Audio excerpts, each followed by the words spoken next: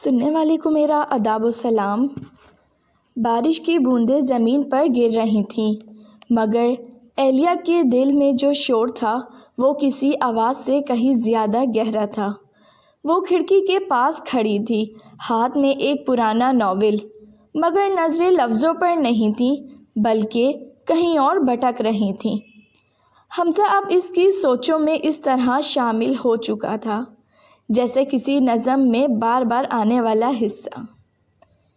اس دن library میں جب حمزہ نے محبت کا وہ جملہ لکھ کر دیا تھا، اہلیہ کے اندر کچھ ٹوٹ سا گیا۔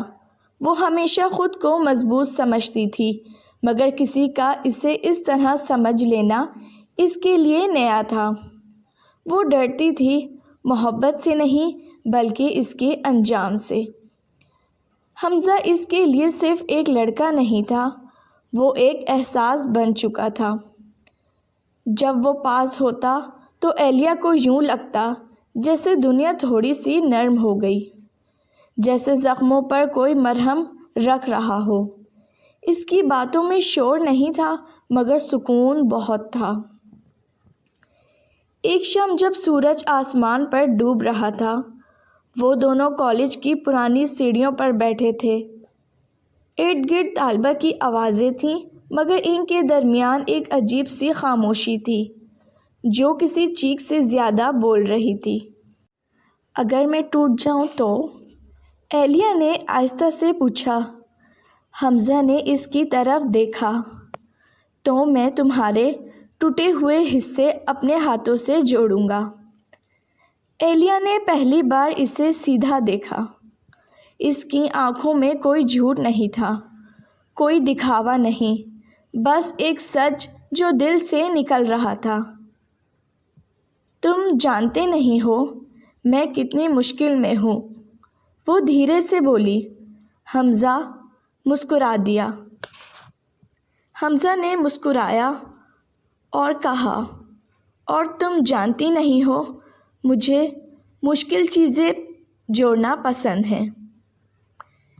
اس دن کے بعد وہ دونوں ایک دوسرے کے بغیر ادھورے لگنے لگے۔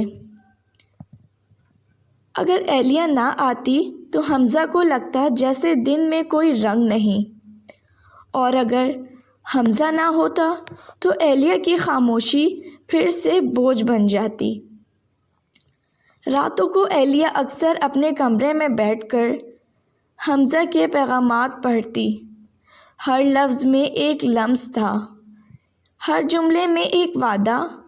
وہ کس سے بات کیے بغیر بھی اس کی موجودگی محسوس کر سکتی تھی۔ ایک رات اس نے حمزہ کو ایک پیغام لکھا۔ کیا محبت واقعی انسان کو بدل دیتی ہے؟ پھر حمزہ کا جواب آیا، نہیں، محبت انسان کو وہ بنا دیتی ہے جو وہ اندر سے ہوتا ہے۔ اہلیہ کی آنکھوں سے ایک آنسو بہہ گیا۔ شاید وہ پہلی بار خود کو پہچان رہی تھی۔ وہ دونوں جانتے تھے کہ ان کا راستہ آسان نہیں، مگر دل کبھی آسان راستے نہیں چنتا۔ دل ہمیشہ وہی راستے چنتا ہے جہاں کوئی انتظار کر رہا ہو، اور حمزہ اہلیہ کا انتظار کر رہا تھا۔ اگر آپ کو یہ کہانی پسند آئی ہو تو پلیز چینل کو سبسکرائب کیجیے۔